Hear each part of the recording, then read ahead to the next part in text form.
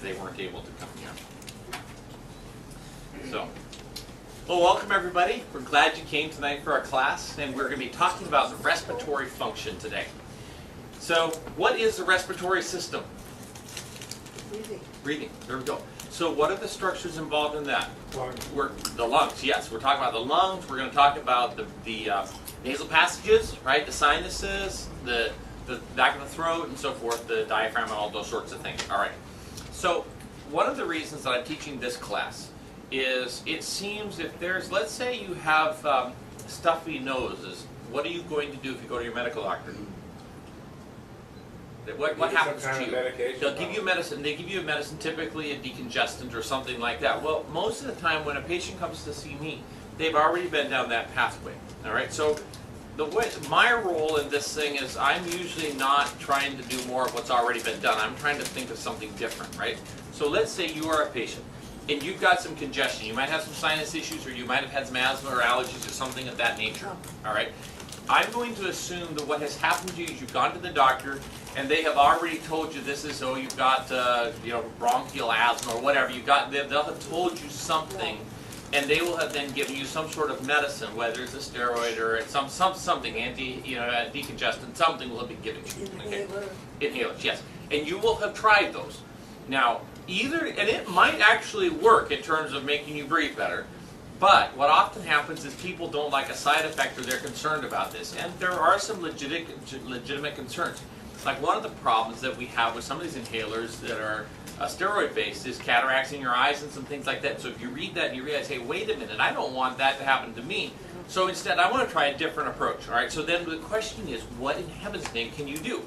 So what I'm going to do tonight is I'm going to talk about, and we're going to lay out, how does your body keep itself functioning in the first place? When we start to understand that, then it helps us understand some alternatives. Does that make sense? All right. So you go, all right. So let's dive in. Essentially, a medical doctor is looking for some sort of pharmaceutical type of intervention. Like, for instance, if you have a histamine response. So let's say you've got runny eyes and dripping nose and stuff like that. That is a histamine response in your body. It means, yes, it blocks your ears. So what the medical doctors tend to do is they tend to give you an antihistamine, right? Does that make sense? So they've come up with a medicine. Now, and it's not something that your body makes, because your body uses epinephrine and norepinephrine to keep the histamine in check. So they've come up with a chemical that does something and makes it so your eyes you don't have as much drippiness and things like that. Well, it would be better if we could figure out how to make your own body produce more of what it normally does, as opposed to taking an artificial thing that squelches it chemically, right? So the medical doctors, they have all this research, and they're looking for pills and drugs that will do the things they want to have done. Chiropractors take a different strategy, and that is, well, let's take the body, try to understand how it functions, and then try to make the things that are supposed to work, make them work better, right? So that's our strategy. So breathing, and so if we think about respiratory function, why breathe? Well, breathing in air, it allows everything to work right, because our cells, every function of our body needs oxygen. The heart, everything. Yeah, I mean, you think, how long could you live without oxygen? How long?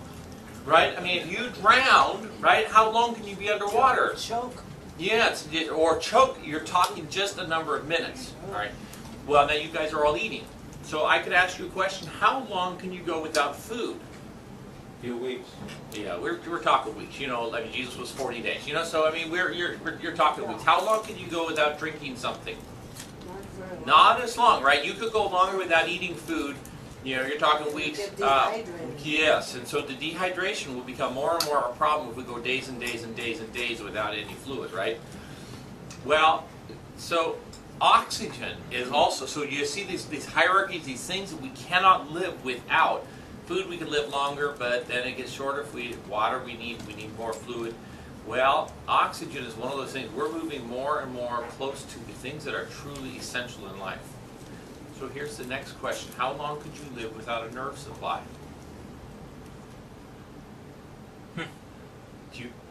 If you'd have no nerve supply, you can't be alive. You'd be dead, wouldn't you? Right. It's instantaneous. You see, and so that's one of the things when we start thinking about this, we think, well, now that's interesting. So we're talking about something that is really essential, the need for oxygen in your body. it is so important that if you don't have enough oxygen, you will die within several minutes. But don't forget, what's even more important than that is a nerve supply. So chiropractors, we're going to talk about something that's really crucial here for you. And I try to improve the nerve supply to every structure of your body, especially the ones in the respiratory system. Now, the other thing that the lungs do, we breathe air in, but we also have to expel things like carbon dioxide, right?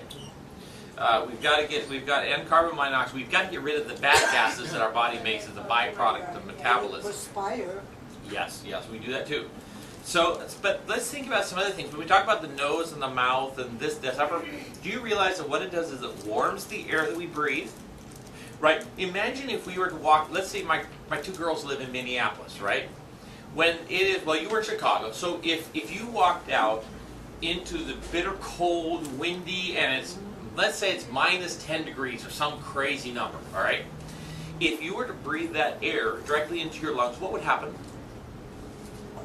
Is it choke? Freeze your lungs. You would freeze your lungs, right? I mean, this would be a major problem.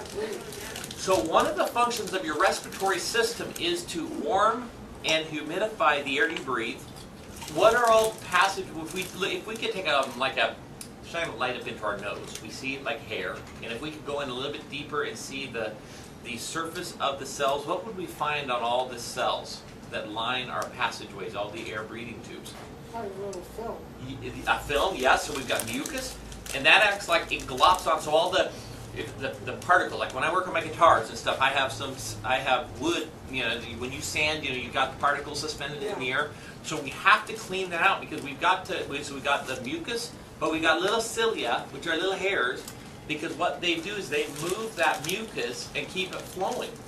And people don't really think a lot about that, but this does, when we start talking about chiropractic, the nerves that regulate how much mucus is produced is really important when we start talking about keeping this whole thing working together. Because if you don't make enough, you'll be all dry and nothing will work. If you make too much, it's like you can't turn off the faucet, right? So yeah, so it's really important that we do this.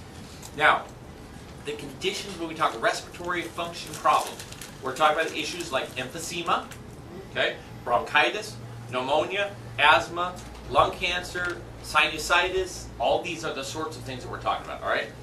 So like emphysema, we classically think of someone who smoked or they had some exposure to some toxin, and a portion of the lungs were destroyed. So when they breathe in, there isn't enough places for the oxygen to be exchanged with the carbon dioxide, carbon monoxide, and so forth. So essentially, you can't breathe and get enough oxygen into your system. So then you'll see these are the people who they put little cannulas with oxygen and things like that so that you have enough oxygen coming because you can't breathe in enough on your own, right? Bronchitis, what are your bronchi? Where are they? Okay, so, yeah. So if you have your lungs, because you've got two lungs, right? You've got a right and a left lung. All right, so if you say, when I breathe in the air goes into the back of my face. Now I think a lot of people, we see this nose that sticks out on all of us. I don't think that most people understand that you've got to think, because my breathing tube goes all the way to the back of the throat, right? So you see this space between the front of my face and there's a whole chamber that when I breathe air in, it goes into some caverns in the middle of my head, all right? There are three main caverns, and each one of them has what's called a turbinate. So turbulence, have you heard of that? Like when you're in an airplane, the bumpiness? Okay. What has to happen, if you're going to warm and moisten the air, you want to bring the air in through the nostril. Then as it comes over that turbinate, it starts to make a swirl, right? Because we want the swirling, we want all the particles to glop and glue onto the mucus, basically, right? So the cilia can then run it back down to, in fact, where do the cilia send the mucus? If you have mucus in the back of your throat or something like that, what do? Well, what happens to that mucus? You could drips in the back. Where does it go then? Goes down to the stomach. Down to the stomach. So when we talk about the respiratory system, you realize there's a tie-in with our stomach. It's kind of gross to think about this, but it is interesting because that really means that so many things attack us from our respiratory. Like if someone near us has a cold or something like that, what's going to happen? That's going to be in the air we breathe. They're going to breathe it, and it will get caught up in the mucus. And we hope that what happens is that we swallow that and it goes down to the stomach. What do we want to have happen to the stomach? We Acid. want the acid to destroy the bad things, right? You understand? So that means that your stomach ends up being enrolled in your body to be part of your immune system.